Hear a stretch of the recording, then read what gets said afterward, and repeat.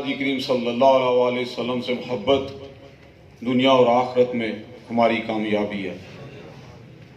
بزرگ فرماتے ہیں اگر اللہ کے ہاں اپنی حیثیت جاننا چاہتے ہو تو یہ دیکھو اس نے تمہیں کس کام پہ لگایا ہوا ہے۔ تو بھائیو، اپنی زندگیوں کو آقا جی کریم صلی اللہ علیہ وسلم کے احادیث مبارکہ سے جوڑ کے قرآن و سنت پہ عمل کرنے کے اللہ پاک ہمیں توفیق عطا فرمائے۔ آقا جی کریم صلی اللہ علیہ وسلم کی خالص محبت فرمائے۔ ہم گناہ گار ہیں، اللہ پاک ہمیں معاف فرمائے۔ کسی کی کوئی بھی عزت نہیں کر سکتا، کسی کو کوئی عزت نہیں دے سکتا، یہ اللہ کے فیصلے ہیں۔ کسی کا کوئی رزق نہیں روک سکتا، کسی کو کوئی موت نہیں دے سکتا، یہ سب میرے اللہ کے ہاتھ میں ہے، خیر اللہ کے ہاتھ میں ہے۔ اگر ایسا معاملہ ہوتا تو میں یہاں بینگ پریزیڈنٹ ڈسٹرکٹ بار ایسوسی ایشن یہاں نہ ہوتا۔ میں آپ بھائیوں کا بے حد مشکور ہوں۔ جیسا صاحب تشریف رکھتے ہیں، میں التماس کروں گا کہ ان کے ہوتے ہوئے ہم آقا جی کریم صلی اللہ علیہ وسلم کی شان بیان کرنے کے قابل نہیں ہیں، وہ ہم سے بہت بہتر ہے۔ جزاک اللہ خیر۔ السلام علیکم۔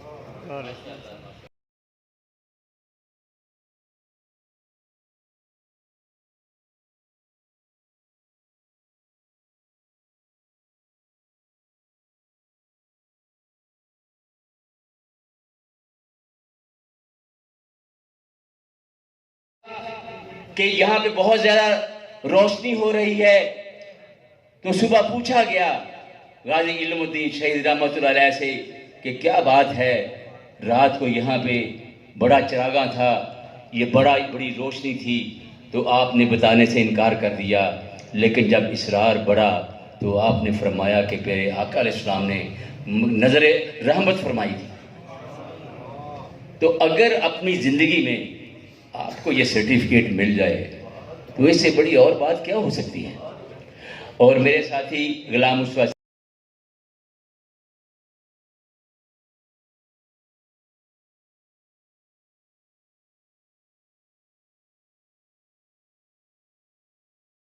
فیصل آباد جناب بلال اشرف بصرہ صاحب، جناب محمد سرور بٹ صاحب نائب صدر، جناب سیکرٹری یاسر حیات چٹھا صاحب، سابق صدر طالب حسین چٹھا، سابق ممبر اور موجودہ ایڈیشنل اٹارنی جنرل پاکستان میرے برادر عزیز جاوید امان صاحب، محمد اسلم بھلی صاحب جناب نائب صدر chamber of commerce and industries, سابق صدر رانا سکندر اعظم، سابق سینئر نائب صدر حاجی محمد عابد صاحب، وزادار حسین صاحب، محمد ارشد کاظمی، جناب مشہور شاعر ہمارے پاکستان کے نعت گو شاعر ڈاکٹر ریاض مجید صاحب، اور جناب حبیب احمد گجر صاحب، ڈاکٹر پروفیسر طفیل محمد سابق صدر پی ایم اے ڈاکٹر عبدالستار کو میرے یہاں آنے کا ایک سبب بنے، اور میں مبارکباد دیتا ہوں۔ میرے خیال میں مجھے باریں بلاتی رہتی ہیں بار ایسوسی ایشن، وہاں خطاب کا موقع ملتا رہتا ہے، خاص طور پہ ربیع الاول کے مہینے میں، لیکن غازی علم الدین شہید رحمۃ اللہ علیہ کے موضوع پہ سیمینار میرے ذاتی خیال میں اگر کوئی کسی بات میں ہوا ہو فنکشن تو میرے علم میں نہیں، خون کے قطرات کے سلے میں ہمیں یہ ملک پاکستان ملا تھا، اس پہ آپ جو ہے سیمینار منعقد کر رہے ہیں۔ میں بار ایسوسی ایشن کے جتنے عہدے داران ہیں ان کو بار دیگر اور جو انتظام جن دوستوں نے کیا ان کو بہت مبارکباد دیتا ہوں، اور یقیناً میرا یقین ہے اور ساری زندگی کا اس پہ عمل ہے کہ رسول اللہ صلی اللہ علیہ وسلم کے اشاق کے ساتھ اور آپ صلی اللہ علیہ وسلم کی محبت جس دل میں ایک ذرہ برابر بھی ہوگی اس کو جہنم کی آگ نہیں چھو سکے گی انشاءاللہ۔ اس پہ میں آپ کو درجنوں احادیث مبارکہ رسول اللہ صلی اللہ علیہ وسلم کی پیش کر سکتا ہوں۔ تو آج چونکہ وکلاء کی ایک خاصی تعداد ہے، علماء بھی ہیں، دانشور بھی ہیں، شاعر ہیں، ادیب ہیں، مختلف زندگی کے شعبہ زندگی سے تعلق رکھنے والی اہم شخصیات ہیں، کچھ چیزیں میں آپ کو بتانا چاہتا ہوں اور سمجھانا چاہتا ہوں، ہمیشہ کے لیے آپ سمجھ لیں جو ہمیں مسائل درپیش ہوتے ہیں۔ میں 2 برس پہلے غالباً میں گیا تھا ہانگ کانگ، انٹرنیشنل کانفرنس تھی وہاں، تو وہ انٹرنیشنل کانفرنس، لیکن میرے لیے جو سب سے مشکل موضوع تھا وہ انہوں نے رکھ دیا، اور اس میں امریکن امبیسڈر بھی تھے، چائنا کے امبیسڈر بھی تھے، ہانگ کانگ کے تھے، بہت دنیا تھی۔ وہ انٹرنیٹ پہ اگر آپ دیکھنا چاہیں یوٹیوب پہ تو وہ میری جو اسپیچ ہے وہ انگلش اردو میں وہ وہاں پہ موجود ہے. تو میں جب کھڑا ہوا تو میں نے وہ جو ترجمہ کیا, میں نے کہا کہ وہ جو مشکل ترین کام تھا, میں نے کہا وہ آج میرے کھاتے میں آیا. تو اس بات کو اس طرح سمجھیں کہ رسول اللہ صلی اللہ علیہ وسلم کی جو ناموس ہے, کیوں بار بار آج اتفاق سے میں نے ایک پمفلٹ بھی, میں نے ایک سپیچ کی تھی مولانا ظفر علی خان رحمۃ اللہ علیہ کے فورم پہ بڑی تفصیل سے, تو وہ ریکارڈ کر لی میرے شاید 1% نہیں پتا کہ یہ مسئلہ کیا ہے, اس کی بیک گراؤنڈ کیا ہے. اس لیے میں بڑے دکھ سے جب باہر جاتا ہوں باہر کے ملکوں میں تو میں کہتا ہوں کہ اسلام کے ساتھ ٹریجڈی یہ ہے کہ ہمیں وکیل اچھے نہیں ملے. پاکستان کے لیے ہمیں اچھا ایک وکیل ملا, اس نے پاکستان بنا کے ہمیں دے دیا. اب ہماری حالت جو ہے بدنصیبی سے, اسلام کو جس طرح ہم نے پریزنٹ کرنا تھا دنیا کے سامنے, ناموس رسالت کا مسئلہ جو تھا,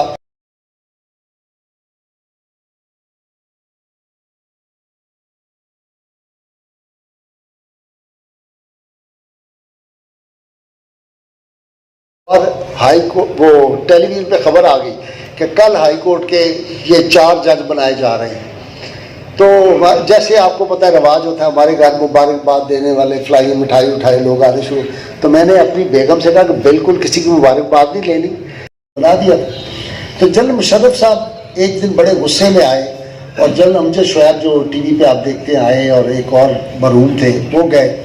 تو اس نے کہا کہ اوور مائی ڈیڈ باڈی, اس آدمی کو میں, انہوں نے کہا بڑا شریف آدمی ہے, بڑا نیک آدمی ہے, نمازی پرہیزگار فلانا, تعریفیں کی. اس نے کہا نو نو نو, میں نے اس کی تقریریں سنی ہیں, وہ تو اتنا فائری سپیکر ہے, وہ تو آتش اگلتا ہے احمدی حضرات کے خلاف, اس نے تقریریں کی ہیں, ناموس رسالت میں باتیں کرتا ہے, فلانا ہے.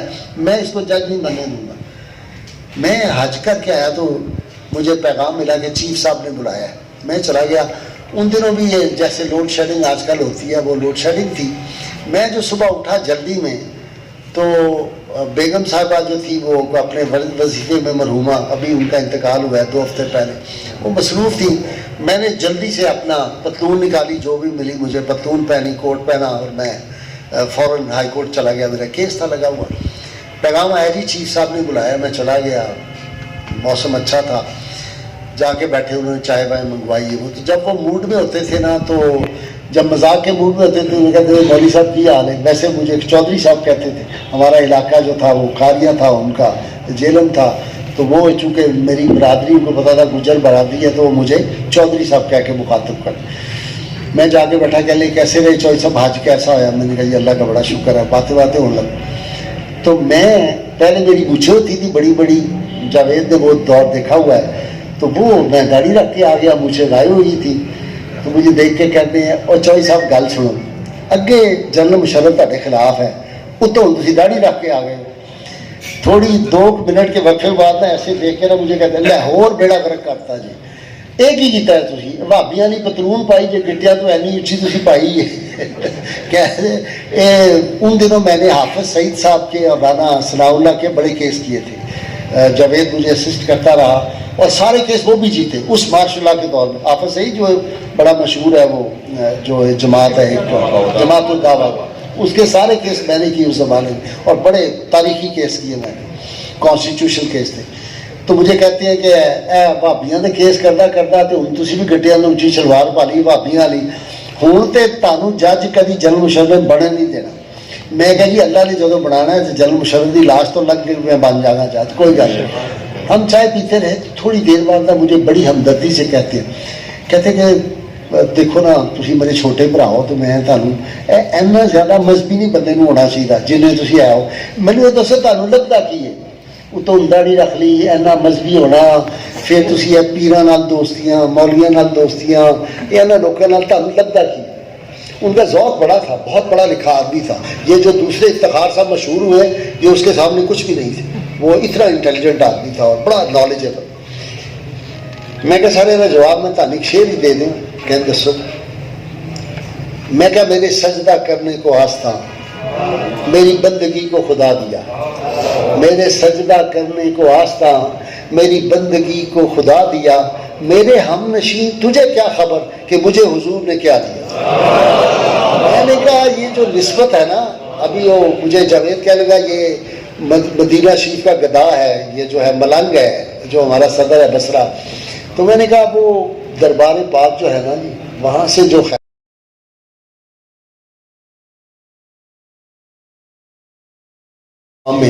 تو میں نے کہا بات یہ ہے کہ صبح کے تخت نشین شام کو مجرم ٹھہرے، ہم نے پل پل میں نصیبوں کو بدلتے دیکھا۔ یہ اقتدار جو ہے تمہیں خبر نہیں شاید کہ دین حق کا چراغ، ہمارے رانا جاوید جاوید عوان بیٹھا ہے، اس کو پتہ ہے میں کدھر اشارہ کر رہا ہوں۔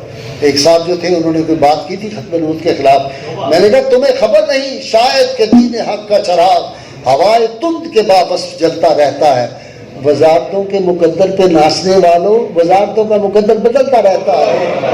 دیکھا نہیں پاکستان پچھلے 20 سال میں کس طرح ہوا، اقتدار میں جیل میں، اقتدار میں جیل میں کیا حالت ہوتی ہے۔ سدا بادشاہی اس رب کی ہے، سدا بادشاہی رسول اللہ صلی اللہ علیہ وسلم کی ہے، ان سے اپنا تعلق قائم رکھو، انشاءاللہ آپ کو ہمیشہ عزتیں ملیں گی، ساری عزتیں، ساری عظمتیں، ساری بڑائیاں رسول اللہ صلی اللہ علیہ وسلم کی درگاہ پاک سے ملتی ہے، وہاں اپنی نسبت کرو۔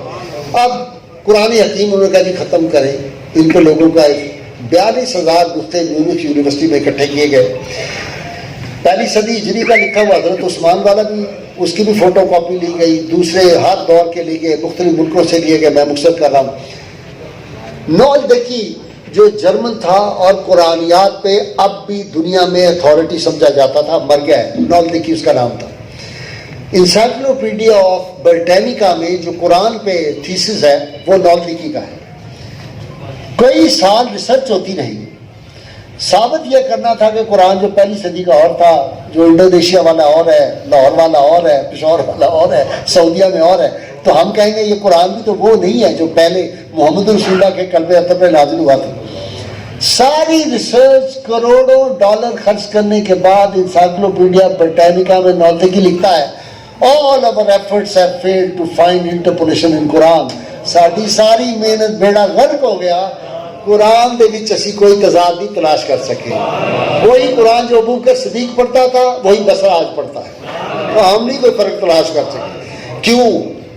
قرآن میں اللہ نے فرما دیا اِنَّا نَحْنُ نَزَّلْنَا الذِّكْرَ وَإِنَّا لَهُ لَحَافِظُونَ، ہم نے اس کو نازل کیا ہے، ہم اس کی حفاظت کریں گے۔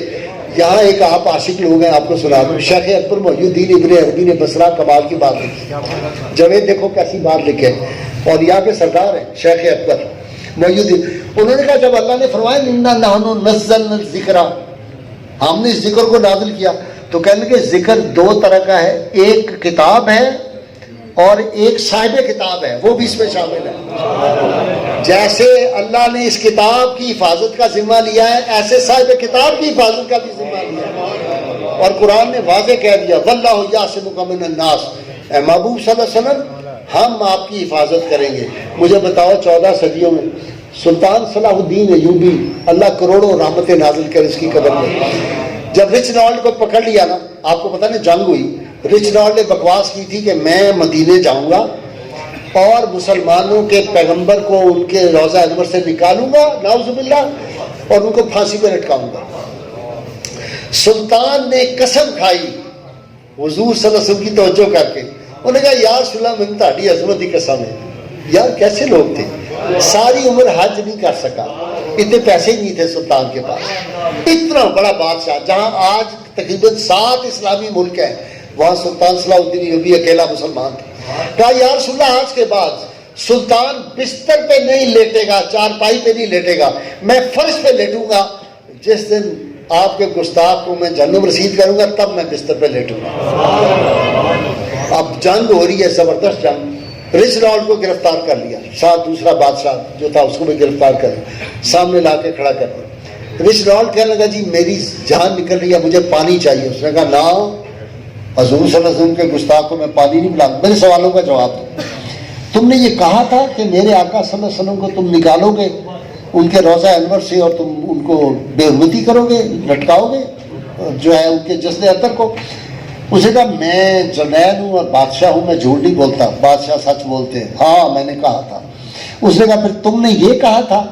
میں نے اسی وقت اپنے رب سے وعدہ کیا تھا اور اپنے آقا سے کہ میں پھر تمہیں وہ سبق سکھاؤں گا۔ ساتھ والے بادشاہ کو پانی دیا، اس نے جلدی سے اس کو پیش کر دیا رچنالڈ کو، رشوان نے جلدی سے پیا. سلطان نے کہا میں نے ساری زندگی کسی قیدی کو کبھی نہیں مارا, کسی قیدی کو قتل نہیں کیا, لیکن تیرے لیے میں نے قسم کھائی تھی اپنے ہاتھ سے میں تمہاری جو ہے گردن اڑاؤں گا. اڑا دی گردن اس کی پکڑ.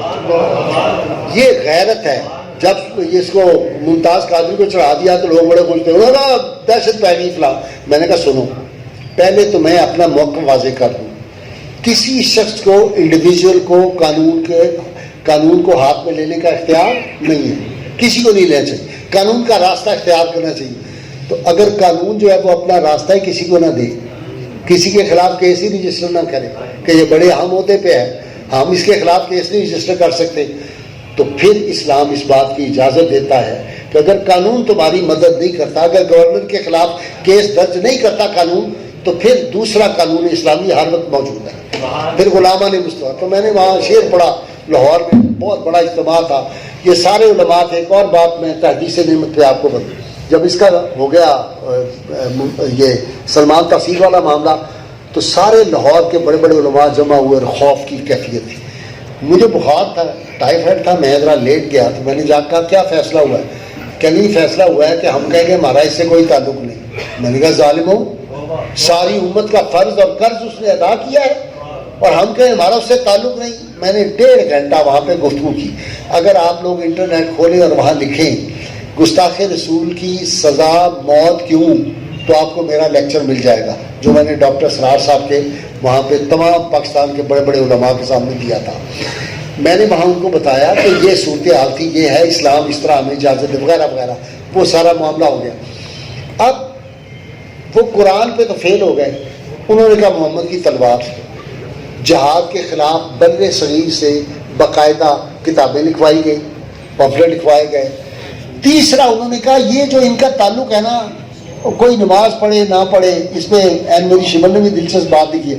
وہ کہتی ہے کہ مسلمان پاوے نماز پڑھتا ہوئے نہ پڑھتا ہوئے, پاوے داڑھی رکھی ہوئے نہ رکھی ہوئے, مچھا رکھی اور لباس کس طرح پایا ہوئے, کہتی ان کے پیغمبر کے خلاف بات کرو تو اسی میں بڑھ جاتا ہے, اس کی غیرت اسی میں جاگ جاتی ہے. مسلمانوں کا یہ بڑا وہ جو ہے نازک پوائنٹ ہے کہنے میں. اس لیے میں نے کہا, جنرل حمید گل بڑے خوش ہوئے. میں نے کہا بات یہ ہے, ناموس رسالت اور ختم نبوت یہ ہمارا ریڈ زون ہے, نو گو ایریا ہے.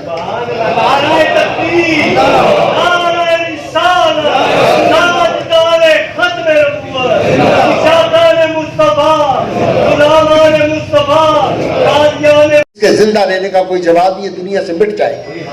ہم اسی وقت تک باقی ہیں جب رسول اللہ صلی اللہ علیہ وسلم, ہم نے ہر دور میں تقدیس رسالت کے لیے وقت کی تیز ہواؤں سے بغاوت کی ہے, توڑ کر سلسلہ رسم سیاست کا فضول ایک فقط نام محمد سے محبت کی ہے. اب تیسری بات آ گئی. انہوں نے کہا جی کہ تلوار کا بھی ہم نے کوشش کر لی کہ جہاد ختم ہو مسلمانوں سے. اگر یہ لکھتا ہے ولیم میور, اگر ہم یہاں پر لوکل کسی آدمی کی سرپرستی کریں, اس کو ہم کہیں کہ تم نبوت کا اعلان کر دو, وہ نبی بن جائے, ہم اس کی سپورٹ کریں, یہ اس پہ فخر نہیں. تعجب ہے ان لوگوں پہ جو یہ سمجھتے ہیں کہ میری نسبت فائدہ نہیں پہنچائے گی. مجھے اللہ رب العزت کی قسم ہے جس کے قبضہ قدرت میں محمد کی جان ہے, قیامت کے روز اگر یمن اور حیان کے پہاڑوں اور ٹبوں کے ریت کے ریزوں کے برابر بھی گناہ گار ہوں گے, میں اللہ کی بارگاہ میں ان کی بخشش کر شفاعت کروں گا, اللہ ان سب کو بخش دے گا.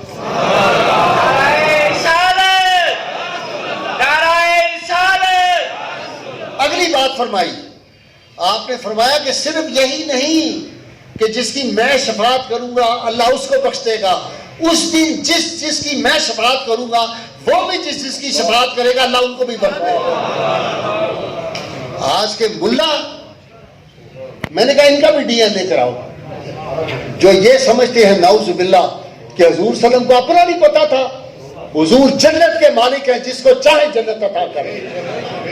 حضور صلی اللہ علیہ وسلم کا تم سے تو وہ جو تھا اپنا دارا سنگھ بیرسٹر, بڑی کتاب آئی ہے رسول عربی, آپ ہی پڑھیں, اب چھپ گئی ہے بڑے سالوں کے بعد. اس نے کہا جس کسی نے محبت کی آنکھ سے اس منموہن کے چہرے کو دیکھ لیا, اس کے زندگی بھر کے پاپ جھڑ گئے, وہ بخشا گیا. جس نے محبت کی ایک نگاہ, ایک دفعہ جس نے درود پڑھا ہوگا صدقے دل سے, ایک دفعہ جس نے کلمہ پڑھا ہوگا صدقے دل کے, رسول اللہ صلی جہنم میں گیا ہوگا تب بھی نکال کے لے آئیں گے. حدیث میں آتا ہے کہ دوزخ کا دروغہ آخر میں کہے گا اور سرکار میرے واسطے کوئی بھی نہیں چھڈیا, خالی کرتا, میری خوراک ہی ساری لے گیا. حضور سے اپنی نسبت قائم کرو. آپ جس عہدے پہ ہو, یہاں ذرا کسی کو بڑا عہدہ مل جاتا ہے اس کا دماغ خراب ہو جاتا ہے. یہ کام ہے کوئی سپیریٹ جوڈیشری کے لوگ ایسے لوگوں کے جا کے وہاں پہ قصیدہ خوانی کریں جو رسول اللہ صلی اللہ علیہ وسلم کی شان میں ساری عمر گستاخیاں کرتے رہے, جو اس ملک کے خلاف باتیں کرتے رہے. خدا کے لیے اس بات کی طرف ہمیں دھیان دینا ہوگا. یہ عہدے, یہ اقتدار, یہ دولتیں, یہ بال, یہ کوٹیاں, یہ کاریں, یہ ساری ایسے ہے, پتہ ہی نہیں چلنا. سب نے جانا ہے اور وہاں کام کس نے آنا ہے. 3.5 فٹ نیچے جب جاؤ گے. آج پاکستان میں بدنصیبی ہے, میں نے سخت ایکشن لیا, پھر مجھ سے معافیاں مانگی. بڑے پاکستان کے ایک پیر صاحب کیا کیا جی, اپنے مریدوں میں تقسیم کر رہے ہیں جی اپنا بال مبارک جی, اور کہہ رہے ہیں یہ موئے مبارک حضرت کا آپ کو بطور تحفہ, یہ داڑھی مبارکہ موئے مبارک آپ کو تحفہ. میں نے دوسرے دن پروگرام کہا کہ شرم کرو, استعمال نہیں سکتے. وہ کیا ہے جھومو جھومو, میں نے فلاں بادشاہ کے لیے, مجھے ذہن میں ابھی نام آ جائے گا, اسے کہا میں نے اس کے لیے ایک نظم لکھی تھی, وہ آپ کو سناتا ہوں. منقبت اس کی شعر پڑھا کہ تیرا جو چہرہ ہے وہ 14ویں رات کے چاند سے بھی زیادہ روشن ہے. سیدنا عمر فرمایا بکواس بند کرو, یہی بند ہو جاؤ. 14ویں رات سے بڑھ کے چہرہ صرف سیدہ آمنہ کے لال کا. نہیں کسی کو اجازت دیں گے کوئی بڑے سے بڑا پیر ہو. وہ باتیں جو رسول اللہ صلی اللہ علیہ وسلم کی عظمت کی ہیں کسی پیر کے ساتھ نہیں کہی جا سکتی.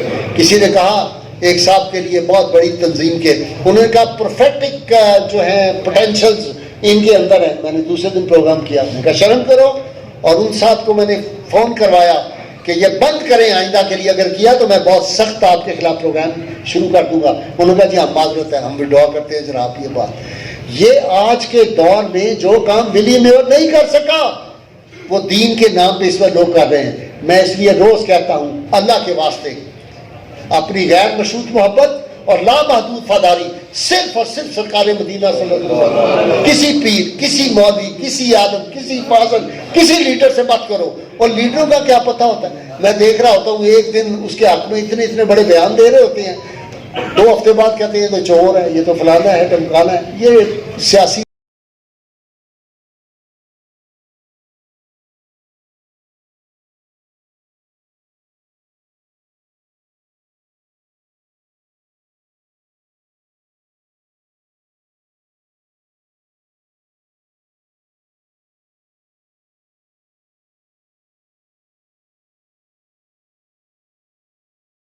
استعمال نہیں سکتے.